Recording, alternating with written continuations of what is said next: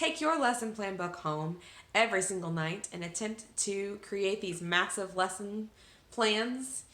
And you spend hours beyond hours every single night creating these lesson plans, and then you always feel like on Sunday nights you're trying to get the rest out and the copies made on Monday morning. Guys, I've lived in that world. I've lived in that world.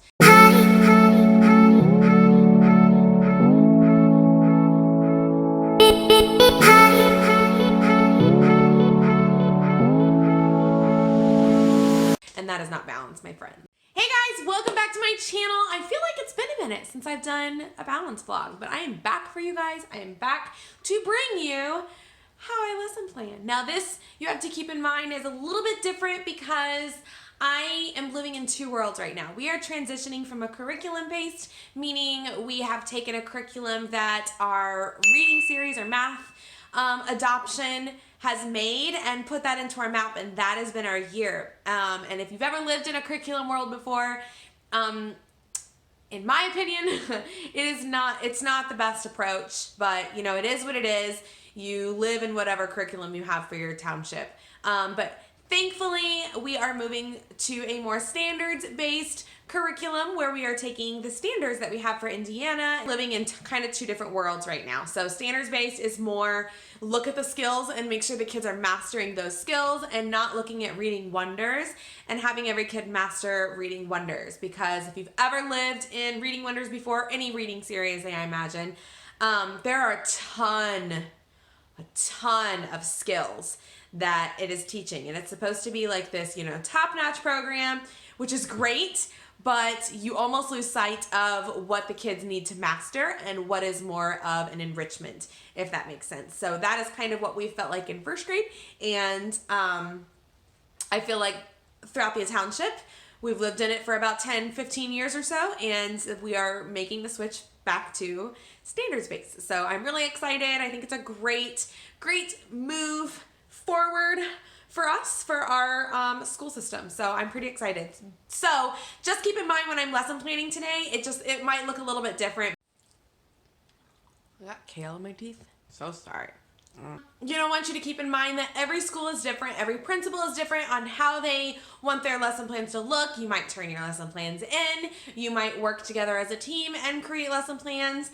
Or you might work all by yourself and create lesson plans. You might be asked to type out all your lesson plans, or you might have a different template, or, you know, whatnot. As I'm telling you about, you know, how I lesson plan, do keep in mind that every school is different. And this is just one way that I am doing my lesson plans, and this is kind of how I break up my lesson plans. So we are going to run through my week and run through how I lesson plan. So I do want to start off by saying when I lesson plan, I like to have a snack.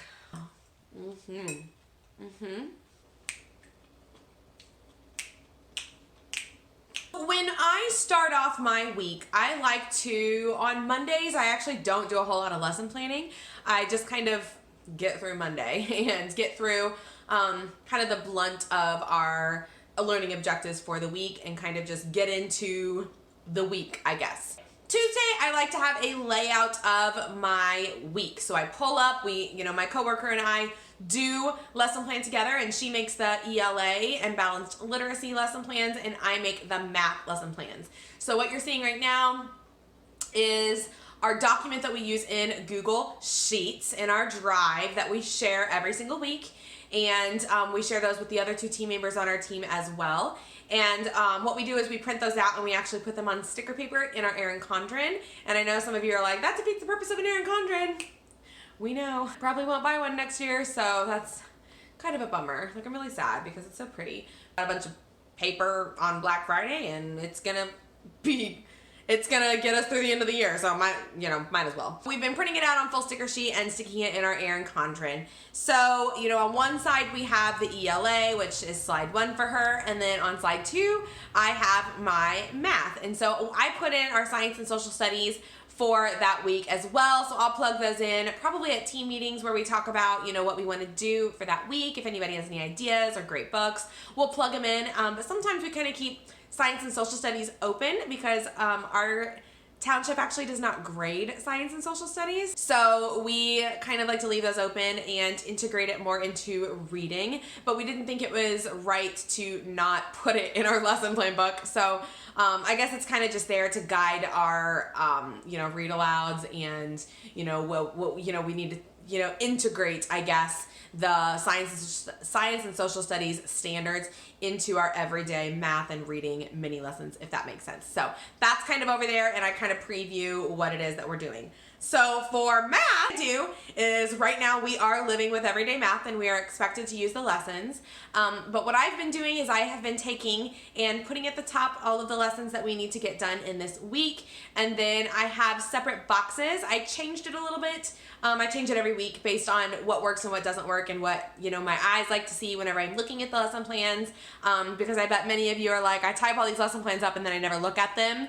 It's because your lesson plan layout's probably not the way it should be. And I change it all the time because my mind changes all the time. So right now I am in more of a vertical mindset. So I have taken my boxes from the 4 boxes into 4 boxes up and down, and that basically says I stopped putting Monday, Tuesday, Wednesday, Thursday, Friday, because I didn't want to focus, that's in the curriculum mindset again. I didn't want to focus that lesson on that day only. I just wanted to get the standards based or the standards from those lessons and kind of put them into my week. So I stopped putting Monday through Friday, and I went ahead and put different boxes on what those lessons are covering, what learning objective, what standards do our lessons cover, and I kind of jot those in. So I header what we're learning for the next week on Tuesday. So I'm really working, a week in advance, sometimes 2 weeks in advance if I can get away with it, but I really don't like to work ahead any further than that, because, you never know if you need to reteach something or not. Once I get the headers done on Tuesday, I'm done. Like, that probably takes 10 to 15 minutes.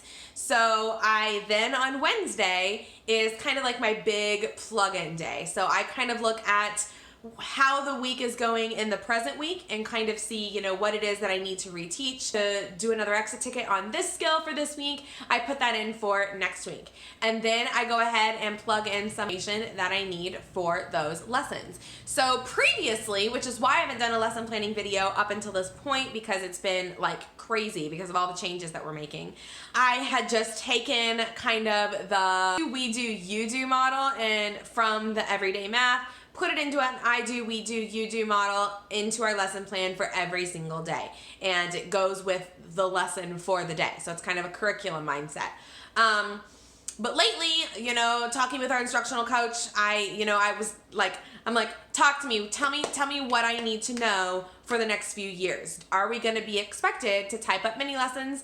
And, the answer to her was kind of like, yes, you need to be typing up a ton of mini lessons. But right now we're living in the reading world, so we're really focused on reading. So we're doing that together as a team. But for math, she said, if you're already making mini lessons for math, why not type them up and have them ready 2 years in advance, basically. So I was like, say no more. I love to do anything I can to make it easier on myself in the future. You guys know me. All of my routines have to do with what can I do now to make it easier on myself in the future. So we have a mini lesson. And this is the balanced literacy idea. So I figured balanced literacy, balanced math, that's, best practice is what we think is best practice right now. I will link a few documents down below. They are free that are, that we're using in our township. The link to our lesson plan outline, which is so not pretty, guys. I may, later on down the road, if you guys like it, then I may create my own planner, but right now that's like way too much. First, we kind of state the learning objective. So I put in the learning objective and I type in what things that I'm going to need for that lesson. And then you kind of go into your hook. This is kind of like the hook. How are you going to get kids excited, whether it's with a song or a book or a quick game or, a scenario, however you want to get the kids excited about the lesson, and how are you going to connect it to something that they are, that they've already done in the past. So that's the key here, is to connect it with something they've already done in the past. So once you get that done, then you're doing the I do part. So this is kind of like the I do, we do, you do model, and you're kind of showing them how to do it. And that is taking like 5 minutes. And that's, that's something that I feel like, is definitely different with every teacher. But, they're trying to get us into the, the process, the mindset of mini lessons need to be very short, very tiny, because the kids need time to practice everything. So when you're up there showing them how to do a problem, what they're kind of teaching us this year is that you need to be up there for 5 minutes showing them and then do a we do. So then what we're going to do is I'm going to give them the materials to do it and have them do it with me. And then we're going to do it with us a few times. So it's got to be like a separate thing. So that's going to be the guided practice. And then while we're doing the guided practice, I am going to be kind of walking around taking notes of who might need help with teacher table, who needs like a short, let me just see if you're just not paying attention today, or who do I need to have a full-blown like guided math session with, where we need to sit down and basically reteach the whole lesson. So I'm kind of taking mental notes.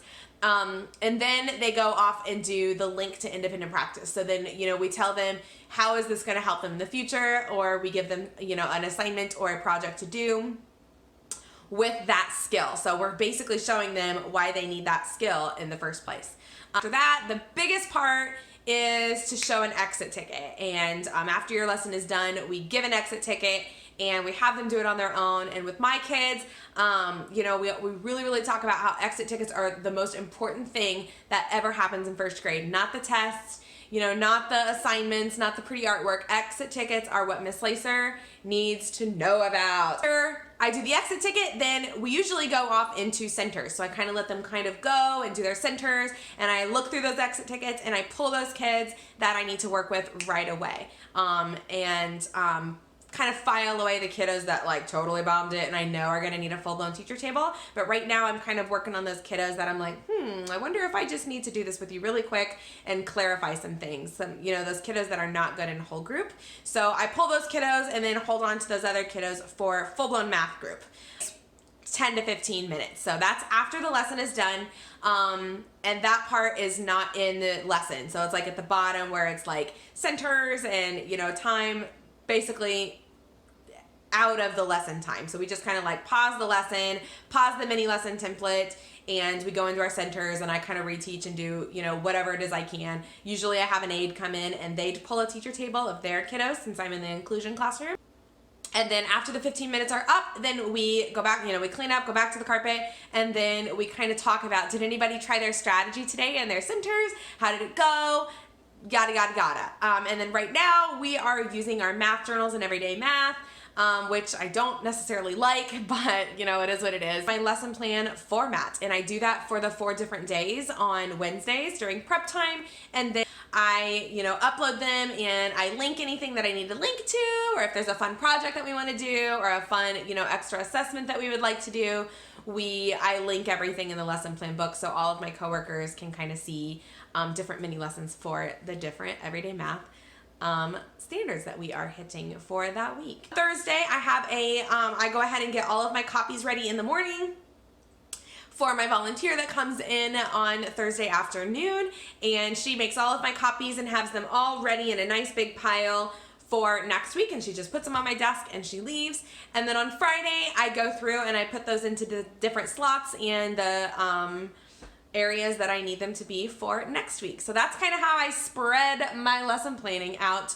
for, the following week. Like this video if you enjoy lesson planning, because I actually do. I love to lesson plan. I love to sit down and create new ideas and fun ideas and engaging ideas for my kiddos. Comment down below if you are a curriculum or a standards based. I love to hear, what everybody does. I love to get different ideas on how you incorporate both. If you have both, if you're standards based, I definitely would love to hear more about what you guys do. So if you are a teacher tuber out there and you guys are a standards based, guys, I need your videos.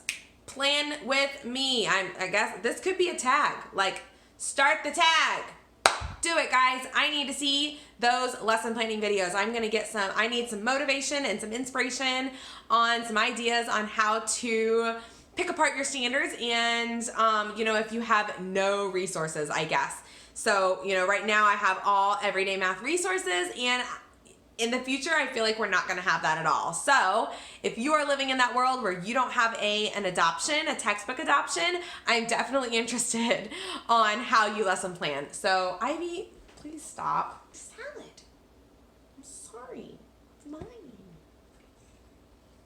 Lacey's getting jealous too because she's in the video. for watching, guys. I hope you enjoyed it. I missed you so much. I'll see you guys on Saturday in my weekly vlog. I will say we have some resolution happening with my weekly vlog, and I hope that I am able to myself a little bit better on what was happening, and just know that teamwork and collaboration wasn't at the base of our problems, and we definitely realized that when we sat down with our principal. So I'm so excited to kind of open up a little bit more about the issue and kind of dive to the bottom of why I was so upset that we weren't, you know, lesson planning together. That obviously wasn't it at all.